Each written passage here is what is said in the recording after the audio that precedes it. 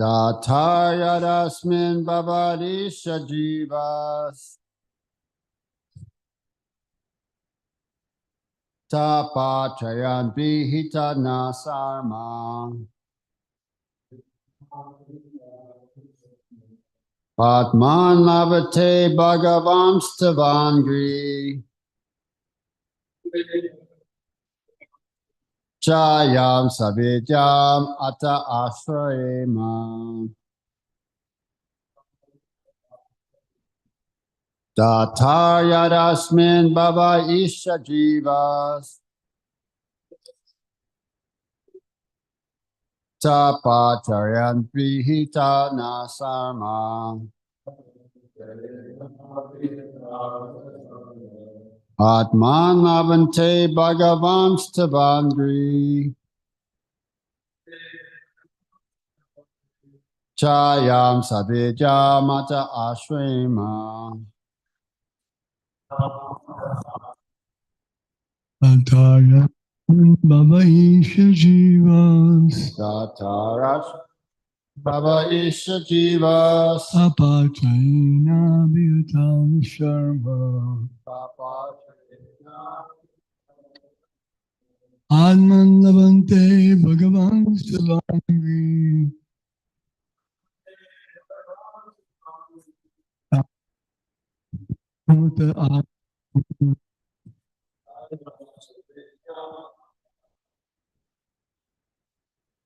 Tathayadasmin bhavaisha jivas Tapachayena bihatana sharma Tapachayana vihita samama Atman labante bhagavan stavangri Atman lavante bhagavan stavandri Chayam savidyamata ashrayema Chayam savidya mata ashrima Tathayadasmin bhavaisha jivas Tathayadasmin bhava isha jivas Apatrayena bhihatana sharma Tapachayana pita samana Atman lavante bhagavan stavagri Atman labante bhagavan stavangri Chayam savidyam ata ashrayema Chayam savidya mata ashrima Dataryarasmin bhavaisha jivas Tathayadasmin bhava isha jivas Apachayena bhitana sharma Tapachayana pita sama Atman labante bhagavam stavangri Atman labante bhagavan stavangri Chayam savidyam mata ashrayema Chayam savidya mata ashrima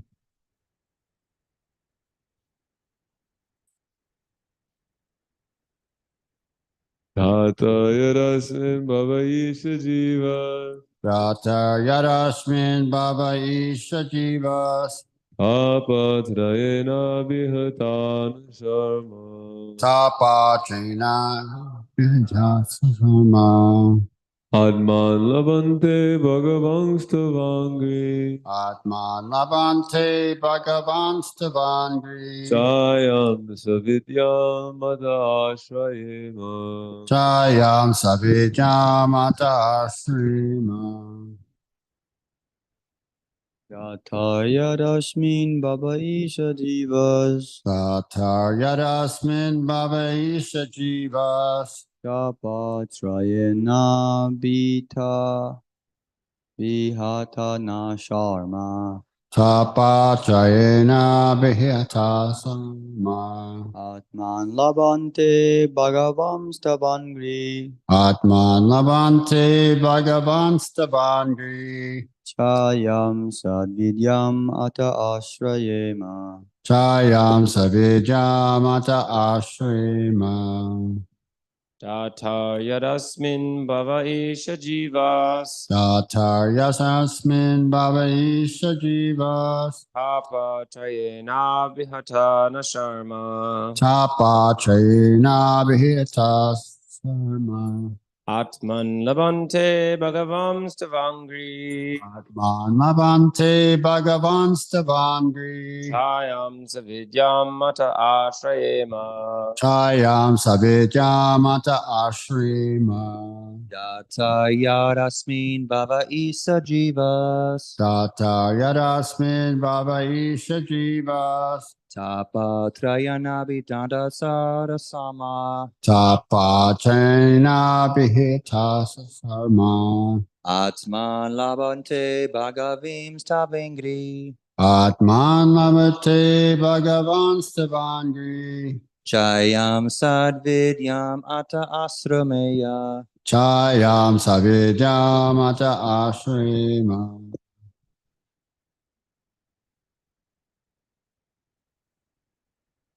Tatarya-rasmin bhavaisha jivas. Tata yadasmin bhava isha jivas.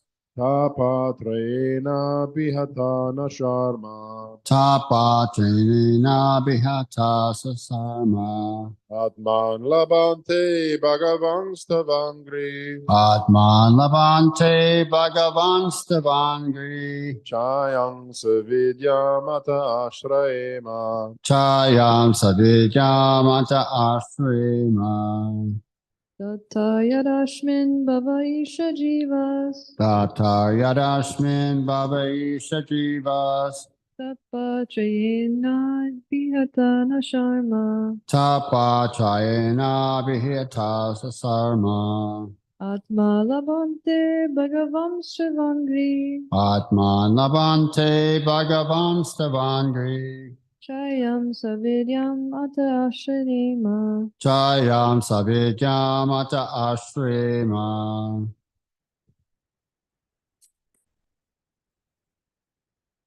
Tatayarasmin bhava isha jivas. Tata yadasmin bhava isha jivas. Tapa trina abita nasama. Tapa trina vihita sasarma. Atman nibante bhagavam stavangri. Atman lavante bhagavan stavandri. Jayam sividyam ata shivamya. Chayam savidyamata ashrima. That's everyone. Everyone chanted. So we'll do word by word synonyms. Tata. Oh Father. Yat. Because. Asmin. In this. Bhave. Material world. Isha. O Lord. Jiva. The living entities. Tapa. Miseries. Prayena. By the three. Abhihataha. Always embarrassed. Na. Never. Sarma. In happiness. Atman. Self. Labante. Do again.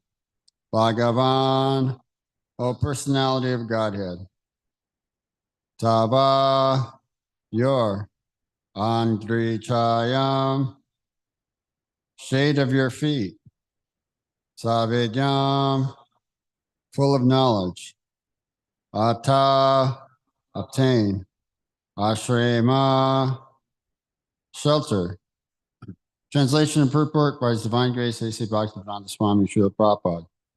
O Father, O Lord, O Personality of Godhead, the living entities in the material world can never have any happiness because they are overwhelmed by the three kinds of miseries.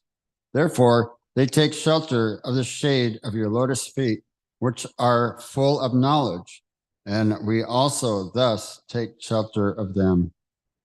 The way of devotional service is neither sentimental nor mundane. It is the path of reality by which the living entity can attain the transcendental happiness of being freed from the three kinds of material miseries, miseries arising from the body and mind, from other living entities, and from natural disturbances. Everyone who is conditioned by material existence, whether he be a man or beast or demigod or bird, must suffer from adi atmaka, bodily or mental pains, adi bautika pains, those offered by living creatures, and adi daivika pains, those due to supernatural disturbances. His happiness is nothing but a hard struggle to get free from the miseries of conditional life. But there is only one way he can be rescued, and that is by accepting the shelter of the lotus feet of the Supreme Personality of Godhead. The argument that unless one has proper knowledge, one cannot be freed from material miseries is undoubtedly true. But because the lotus feet of the Lord are full of transcendental knowledge, acceptance of his lotus feet completes that necessity. We have already discussed this point in the first canto, chapter 1, chapter 2, text 7. Vasudevi Bhagavati Bhakti Yoga Prajoyata Janayati Ashuvairagyam Dhyanam Chayada Uptikam.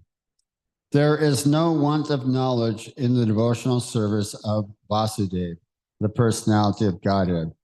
He is the Lord, personally takes charge of dissipating the darkness of ignorance from the heart of a devotee. He confirms this in Bhagavad Gita, chapter 10, text 10. Desham sata yuktanam bratatam pritipurvakam dami buddhi yogam tam yenamamupiyantate. Empiric philosophical speculation cannot give one relief from the threefold miseries of material existence. Simply to endeavor for knowledge without devoting oneself to the Lord is a waste of valuable time. So this verse, Tesham Sata Yutanam Brajata Pritipurvakam. To those who are constantly devoted and worshiping with love, I give the understanding by which to come to me. Dhammi Buddhi Yogam Tam. And I was listening to this lecture. It was by Baringa Swami, his Russian translation. So he was saying that Prabhupada, he quotes Canto 1, Chapter 2 a lot. So this verse here, Vasudevi Bhagavati Bhakti Yoga Prajoyataha Jnati Ashuvayaragam. So what is this? Is knowledge, Jnana Yati Ashuvayaragam, detachment, Jnanam Chayad Ahotikam. So what is it? Just unalloyed devotional service to Vasudevi, the Supreme Personality of Godhead, Bhagavan, the possessor of all opulences. Through Bhakti Yoga devotional service, will be freed by Joyata. So I don't know, does anybody have that verse? Can you look that verse up? You know, or you have a question or you want to say the verse? Okay.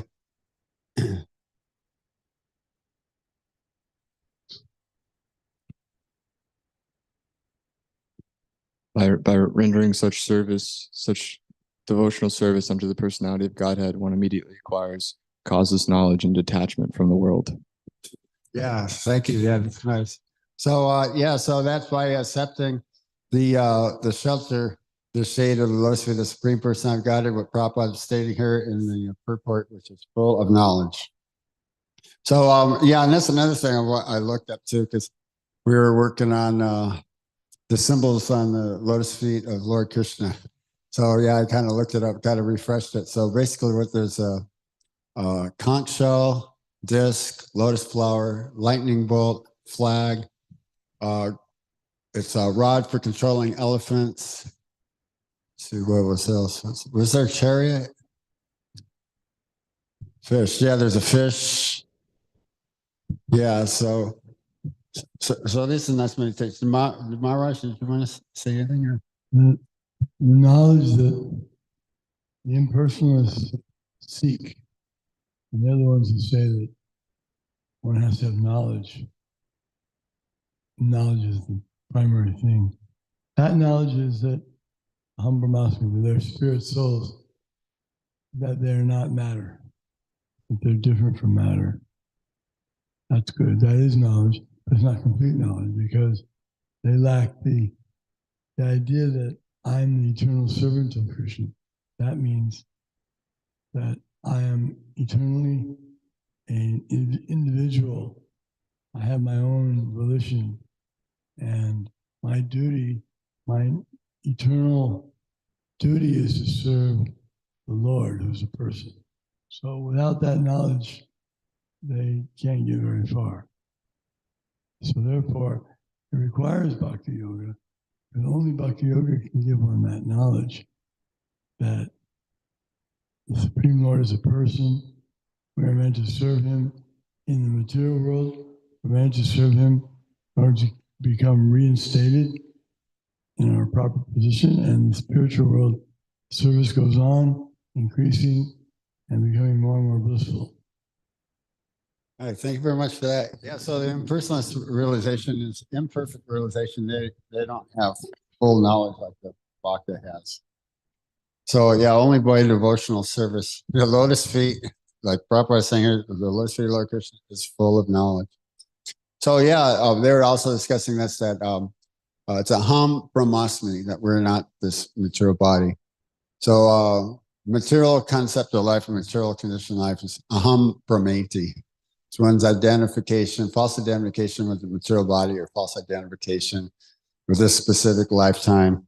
You're not knowing your future lives or your past lives.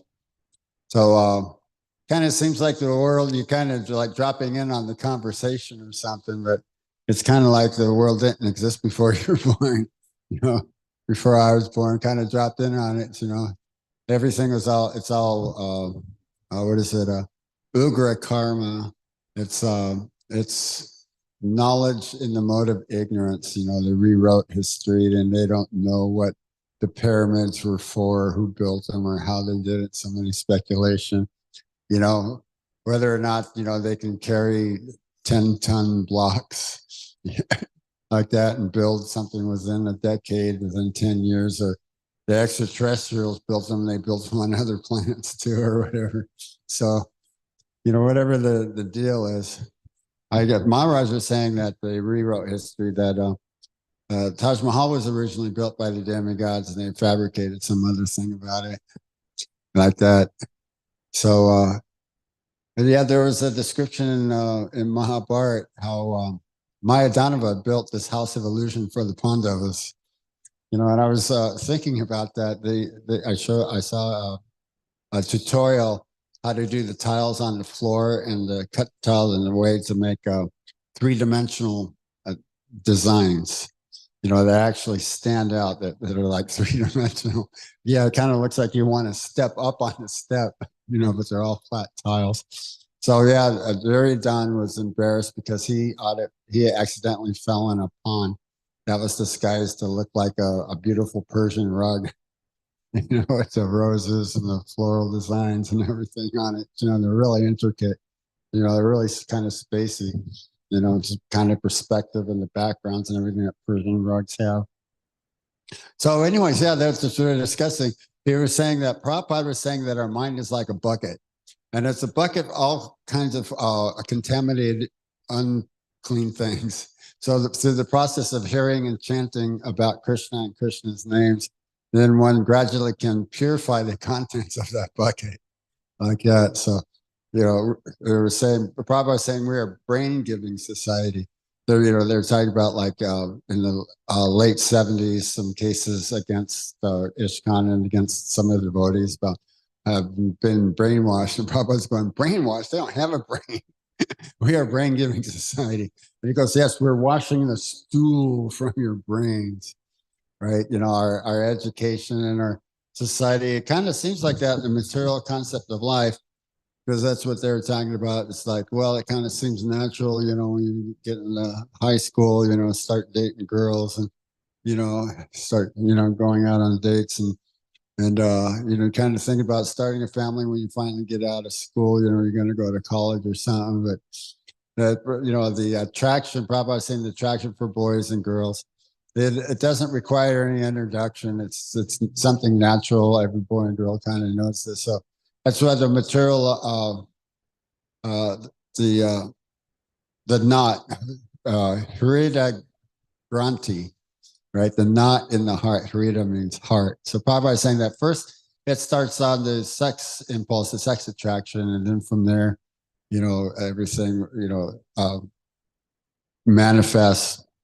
And from their association and the man and the woman on that basis, then the knot in the heart becomes tighter and tighter and tighter.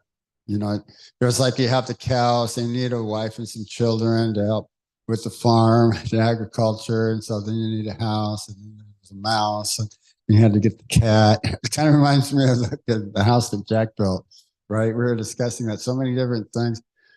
That's the problem with the modern material science and architecture, and that was kind of what Prabhupada was kind of alluding to in the purport, the Adi Bhotika and Adi Daivika kleshas, trying to come up with solutions for the miseries inflicted by one's own body and mind. Bhakti Bringa was talking about this. He was pointing out, like, one of the devotees there was Bhaktis. So he had an injury and was in the hospital, and they give him some pain medication, but the pain medication doesn't work, right? I think, and he's even lucky he got any pain medication, but yeah, it's like, they're not really treating anybody actually properly. What I mean? There's no pain medication, just some cheap stuff that doesn't work and kind of just makes you sick, or it makes you sick. So yeah, they're trying to do things their own way. For some reason or other, they think that they need to chill back on a few things, but they do need to chill back on a few things. They need to chill back on meat eating and animal killing. They don't see the connection between the Adi Bhotika kleshas of war and disease and pestilence, that that Bhumi, the Mother Earth, starts to withdraw her resources. So there's verses in Srimad Bhagavatam how, especially with Prithvi Maharaj, I believe that's 6th canto of Srimad Bhagavatam, how the hills are filled with gems, and how the oceans are filled with pearls, and how the mines are filled with silver and gold. Where they're excavating oil, and they're manipulating it so many different ways to make synthetics, plastic and different things, nylon, petroleum jelly.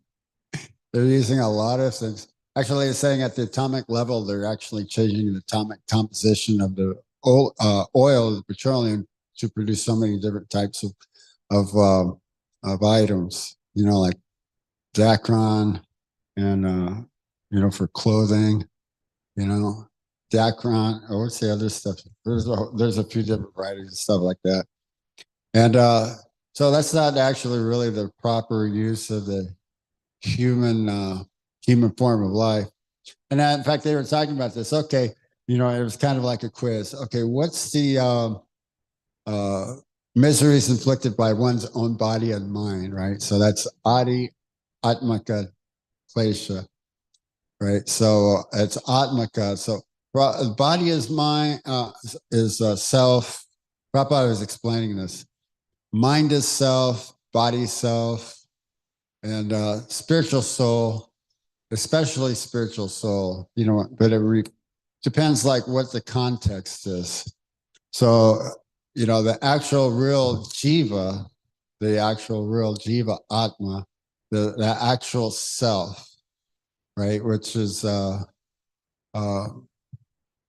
the bhakti yoga process, takes control of the intelligence and the mind and the knowledge acquiring senses and the working senses. Yeah, because that was the verse in Bhagavad Gita, that the working senses are superior to all matter, superior to the working senses are the knowledge acquiring senses, and superior to the senses is the mind, and above the mind is intelligence, then he, the soul, the actual real person. So that's what we're going to be getting to, on the whole idea about understanding what's taking place. Maitreya Rishi, he started explaining the, what is it?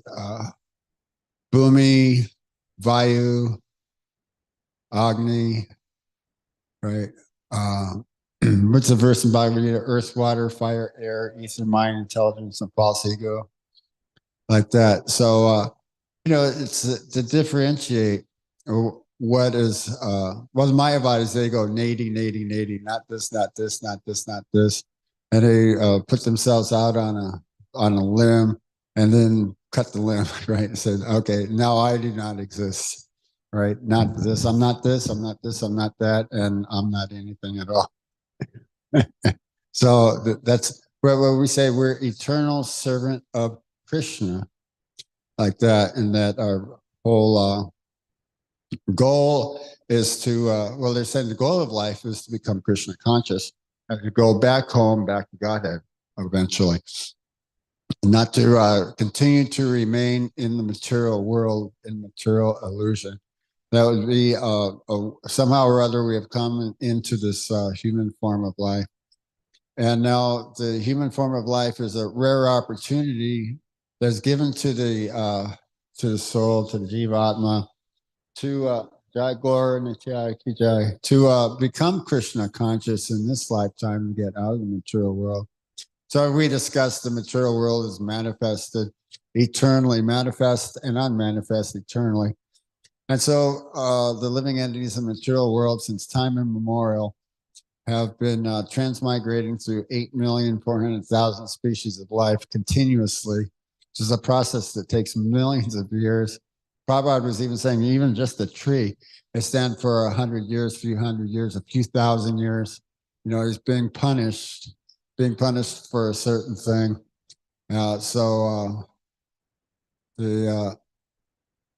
It could take a very, very long time, to complete this cycle and then continue to stay in the material world.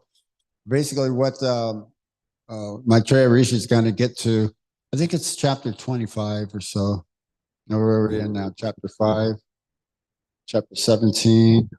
But he's going to be discussing how it's adverse fruitive activities, right?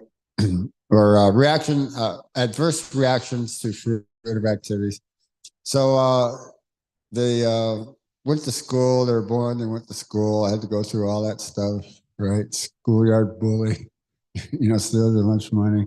You got your teachers, it was, they were saying actually this thing was planned to make you sit there and it's like so hot and dry. You're so bored. You're trying to concentrate, but you can't.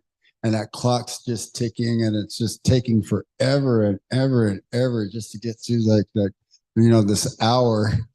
You'd rather be doing anything else other than this. From what I understand, it was kind of like it's planned that way. As soon as you get out there, they want you to go spend your allowance money at the candy store. They want you to get out there and get your senses going crazy. So it's some sort of well, the whole thing is indoctrination. You're in this material body. It's all this false knowledge, all this speculation about stuff, about history and about space and the planets, what they don't really know. That the planets are inhabited by living entities, the demigods, but we see an impersonal conception of the planets. And even then, they're talking about graded realms of the heavenly planets higher and higher, the Tapaloka, the Jnana Yoga, the Brahma Loka. So we can't even really perceive these, but just the planets within this specific solar system. It's we don't understand it. It seems to be barren with rocks and sand and no atmosphere, but it's not conducive for a living habitat for the current condition of the human being. But that doesn't mean that there's no life there in some other form that we can't perceive with our specific senses. So, like what Maharaj was mentioning, if someone was a citizen of the sun, was reading the newspaper, like that, everything that exists there, everything's made of fire. They have fiery bodies. So, so they can have fiery houses. This is earth body. But we're composed of earth and water and different kinds of things too. So the sun, it's also absorbing the water and the gases. So it's just arranged in a specific form that we can't see with our naked eye, but with through knowledge of Shastra, we can understand that there's, Prabhupada says there's the president of the sun god, it's Vivaswan, like that.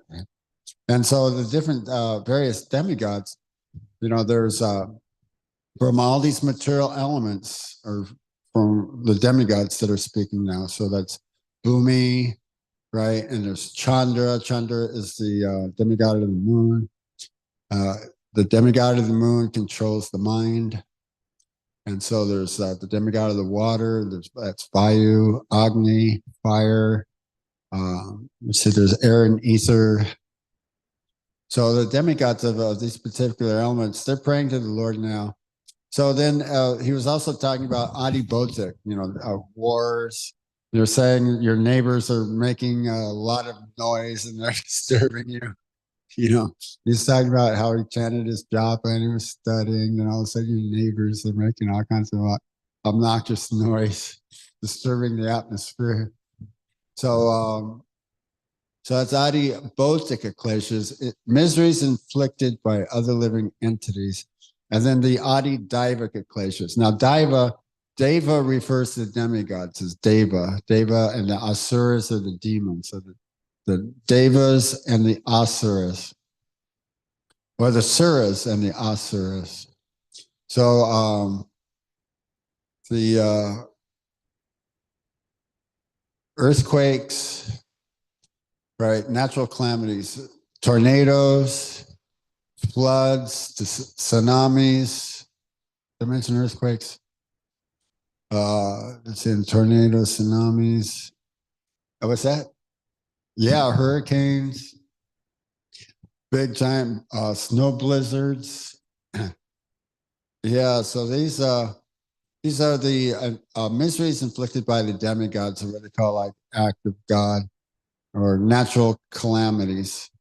Right. So these hit, and everyone is put into inconvenience or worse. You know, they say the tsunami and earthquake, and so many people are missing and they can't find them, like in so many different countries, Taiwan, or, you know, the Gulf, you know, like that. So the whole idea is that the living entities, as mentioned in this verse, are harassed, or they cannot be happy in this material world because of these threefold miseries.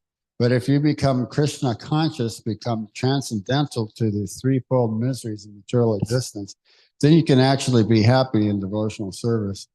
So, but that doesn't mean that the threefold miseries aren't going to be there, but we're just not going to be affected by it so much. We're just engaged in our service, and we just continue to go on with our service and thinking about Krishna in any circumstance. So, are there any questions or comments or anything, or subject of discussion? You have a question?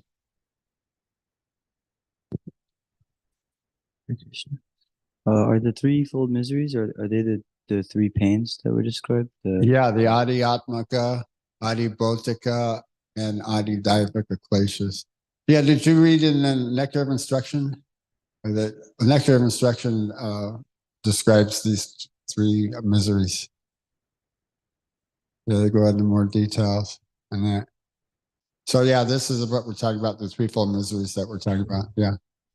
And then about the one with the offered by the living creatures, does that mean like someone like a creature like strike the person, like that kind of thing, or like what does that mean? You mean the Adi Bautik? What, like what was? Yeah, the Adi Bautika. Adi Bautik? Yeah.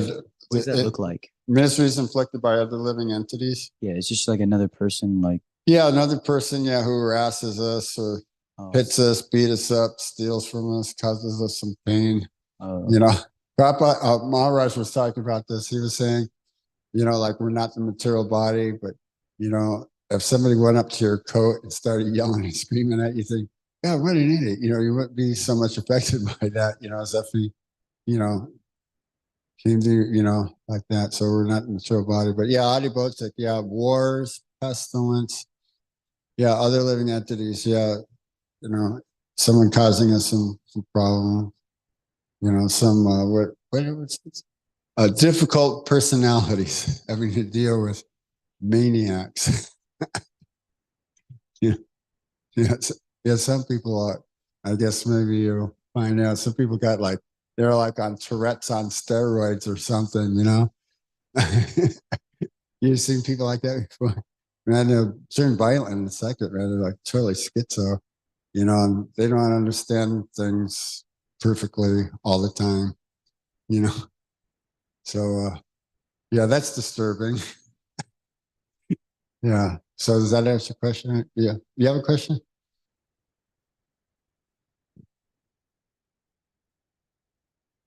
Oh yeah. Okay. Yeah, class is done. Okay.